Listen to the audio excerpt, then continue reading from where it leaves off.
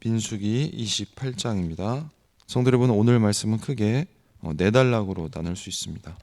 1, 2절은 서론이고요. 그리고 3절부터 8절은 매일 드리는 제사, 상번제에 관한 것입니다. 그리고 9절과 10절은 안식일 제사에 대해서, 그리고 11절부터 마지막 15절까지는 초하루, 그러니까 월삭 제사에 관한 것입니다.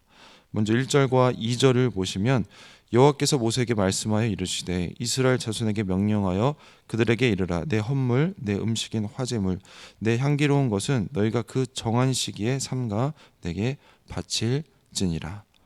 민수기 28장과 그리고 29장은 제사장이 지켜야 할 제의적인 규례에 대해서 다루고 있습니다.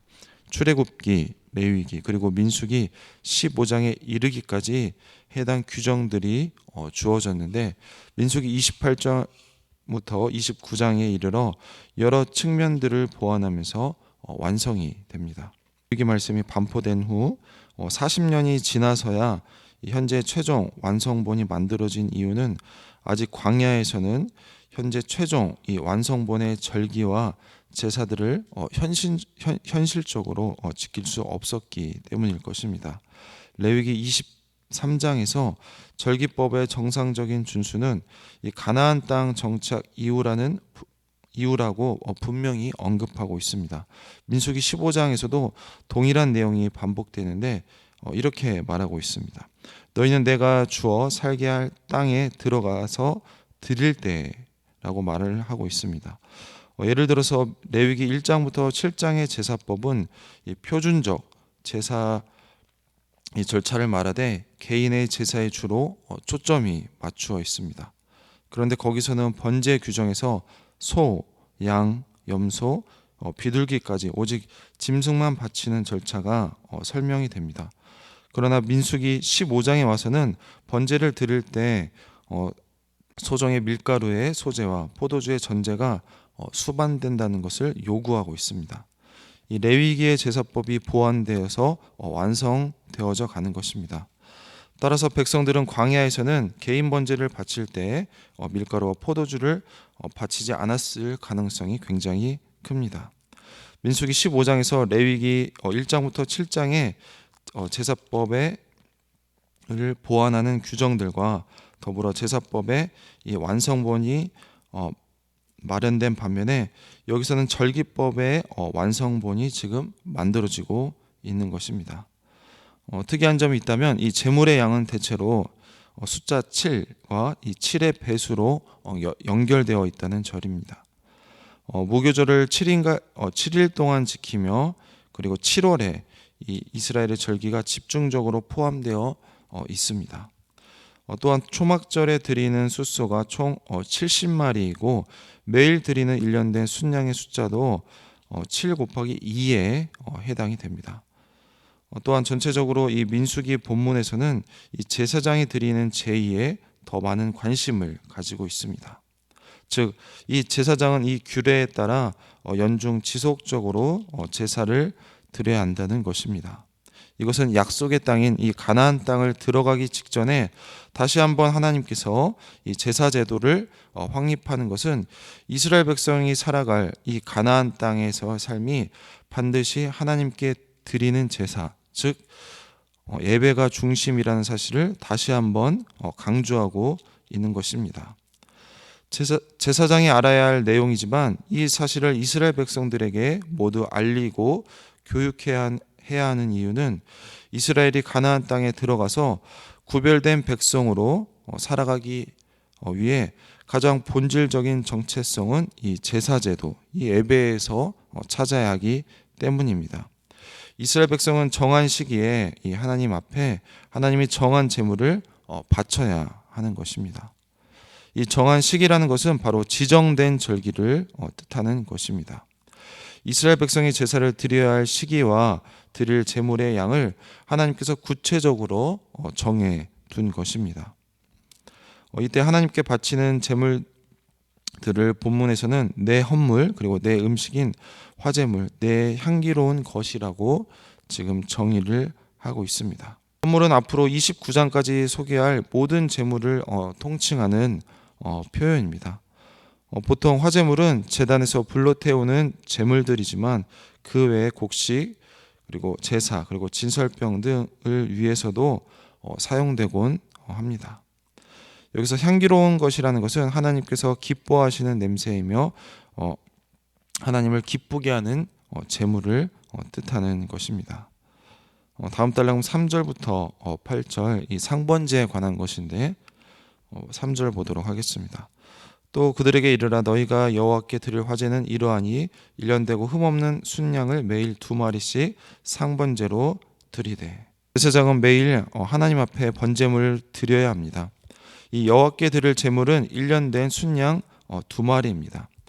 매일 끊어지지 않고 영속적으로 드린다는 뜻에서 상번제라고 부릅니다. 이 단어를 직역하면 항상 드리는 이 번제물이라는 뜻을 가진 이 히브리어 타미들이라는 단어입니다. 이 제사장은 아침에 한 마리를 드리고 저녁 해질 때에 한 마리를 드립니다. 또한 상번제를 드릴 때 함께 드리는 소제물과 이 전제물의 양도 하나님께서 정해 주셨습니다. 이 소제물로 고운 가루 10분의 1 에바에 빻아낸 기름 4분의 1 흰을 드리는 것입니다. 보통 전제물로 포도주를 드리고 있지만 오늘 본문에서는 독주로 표현했습니다. 여기서 독주는 독한 술이 아니라 보리나 밀 혹은 과일로 만든 술을 뜻하는 것입니다. 계속해서 9절과 10절을 보시면 안식일에는 1년 되고 흠없는 순양 2마리와 고운 가루 10분의 2의 기름 섞은 소제와 그 전제를 드릴 것이니 이는 상번제와 그 전제 외에 매 안식일에 번제니라. 안식일에도 매일 드리는 상번제를 똑같이 드립니다. 이 구약에서 안식일은 이 일주일, 이 7일 중에 기준이 되는 그런 날입니다. 그래서 가장 기초 단위에서 이 7일이 반복이 되지만 이후에 안식년 그리고 희년을 비롯해서 앞으로 나올 77절 그리고 초막절 등의 모든 절기의 날짜와 그리고 제물의 숫자 등에서 의도적으로 이 7이 반복해서 의미를 부여하기 때문에 이 안식일 제도는 이스라엘 절기의 가장 근본이 되는 바로 절기입니다. 이날 제사장은 상번제를 드린 이후에 다시 2마리의 1년 된 순양 2마리를 따로 드리는 것입니다. 그리고 이와 함께 고운 가루 이 10분의 2와 전제물을 함께 드립니다. 상번제와 동일하지만 고운 가루 10분의 1을 안식일 제사에서 더 많이 드리는 것이 바로 다른 점입니다. 계속해서 11절부터 15절 단락인데 11절 같이 보도록 하겠습니다. 초하루에는 수송아지 2마리와 순양 1마리와 1년 되고 흠없는 순양 7마리로 여호와께 번제를 드리되 우리가 월삭이라고 불리는 이 초하루는 이 음력 시스템에 따라서 그 달의 첫 번째 날에 해당되는 것입니다. 모든 제사는 상번제를 가장 먼저 드린 이후에 그 절기에 맞게 추가로 제사를 드리게 됩니다. 이 초하루에 대한 언급이 레위기 23장 절기에는 나오지는 않지만 이스라엘 왕국 시대에는 종종 이 성경에 언급이 되는 것을 알 수가 있습니다. 초창기에는 가족이나 그리고 친지들이 모이는 이 축제의 날로 이해되었지만 후대로 가면서 이스라엘 백성이 성소에 모여서 제사하는 절기의 하나로 자리를 잡았습니다. 이 월삭 제사부터는 제물의 양이 아주 많아지는 것을 우리가 알 수가 있습니다. 수수 2마리, 순양 1마리, 그리고 1년 된 순양 7마리를 번제로 드려야 합니다. 이렇게 제물을 드리는 것은 이후에 나오는 무교절 그리고 77절 때도 동일합니다. 소제물과 전제물은 번제물로 드리는 이 제물의 양에 비례해서 많아지는 것을 우리가 확인할 수가 있습니다. 소는 10분의 3 에바의 고운 가루와 2분의 1 흰의 전제물, 그리고 순양은 고운 가루 10분의 2 에바와 전제물은 4분의 1 흰을 각각 드립니다. 이 고운 가루에 섞는 이 기름의 양도 전제물의 양과 비슷한 것을 알 수가 있습니다. 단지 이 속죄제와 관련해서 달라지는 점은 이 15절에서 초하를 위한 속죄 제물부터는 어린 양이 아니라 속죄를 위한 순념소를 드리게 된다는 것이 바로 다른 점입니다. 성도 여러분, 오늘 말씀 통해서 하나님께서 이 약속의 땅에 어울리는 예배에 대해서 강조를 하고 있습니다. 이스라엘 백성들이 이제 광야에서 이 약속의 땅, 이 가나안 땅을 입성을 준비하면서 이제 정착 생활에 어울리는 예배 제도를 다시 한번 하나님께서 알려주고 계십니다.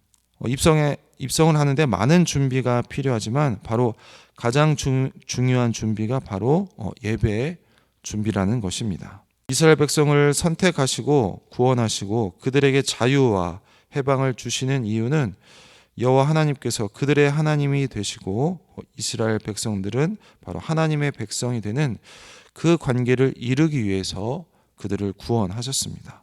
그리고 그 가장 가까운 관계, 그리고 그 가장 친밀한 관계를 표현하는 것이 바로 예배입니다.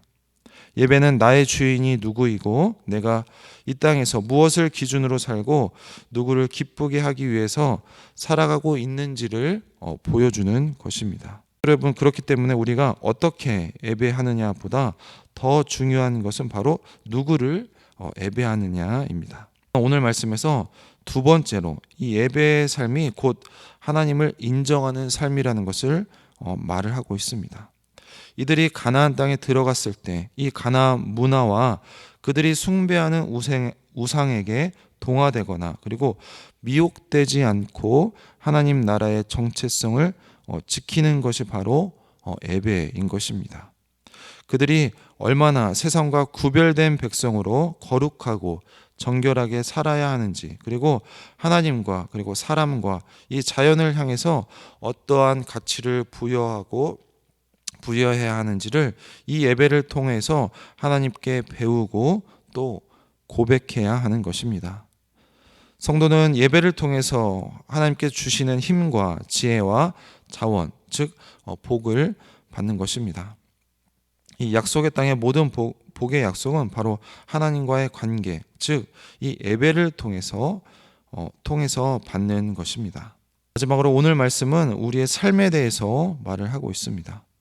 첫 번째, 상번제로서 이 아침 저녁으로 순양 한 마리씩 상번제를 드리라고 하십니다. 예배로 하루를 시작하고 예배로 하루를 마무리함으로써 날마다 자신이 하나님의 백성인 것을 확인하고 하나님께 하루를 의탁하고 하루의 삶을 인도하신 하나님께 감사하면서 하루를 마무리를 하는 것입니다. 또한 안식일마다 하나님께서는 제사하게 하셨습니다. 이 예배를 통해서 하나님만이 창조주이시며 생명의 원천이심을 고백하고 하나님께서 주신 자유와 해방을 감사하기를 원하셨습니다. 성도 여러분, 진정한 안식이 있는 곳에 참된 예배가 있는 것입니다. 오늘 우리의 가정과 그리고 우리의 일터가 하나님을 예배하는 처소가 되게 하고 그곳에서 하나님의 나라를 누리는 우리 모든 성도님들이 되시길 소망합니다. 또한 마지막으로 이 매달의 첫날에는 더 특별한 번제물을 드렸습니다.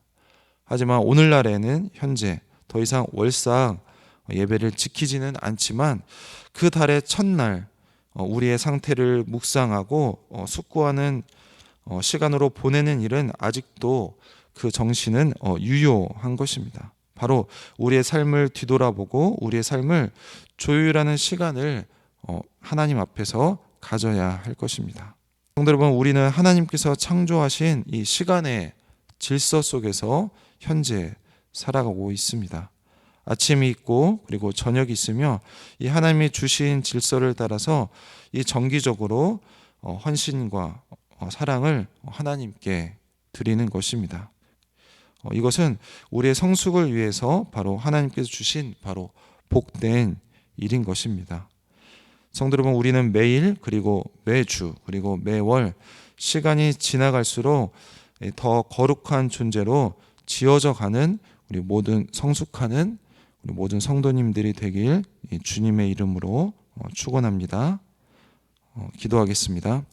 하나님 감사합니다. 이스라엘 백성들이 이제 광야에서 가나안 땅으로 들어가기 전에 하나님께서 다시 한번 이 예배에 대해서 강조하는 말씀을 드렸습니다. 하나님 아침 저녁으로 예배를 드리고 그리고 이 안식일마다 주일마다 예배를 드리고 하나님 그 달의 첫날 하나님께 예배를 드림으로써 늘 하나님께서 주시는 지혜와 힘으로 살아가는 것이 하나님의 성도입니다. 하나님께서 그렇게 주시는 이 예배 때의 지혜와 힘으로 우리가 늘 평생 살아가게 하시고 하나님 이 매일 그리고 매주 그리고 매월 매달 이 시간이 지나갈수록 성숙하는 그런 하나님의 백성이 다 될 수 있도록 도와주시옵소서. 하나님 그렇게 살아갈 때 세상과는 구별된 방식으로 살아갈 때 하나님께서 영광 받으시고 우리가 세속 정신에 동화되거나 미혹되는 것이 아니라 하나님의 백성으로서 하나님 세상에서 하나님께 영광을 돌리고 하나님을 기쁘시게 하는 그런 하나님의 모든 군사 백성들이 다 될 수 있도록 하나님 우리에게 지혜와 힘과 능력 주시옵소서. 감사드리며 예수님의 이름으로 기도했습니다. 아멘.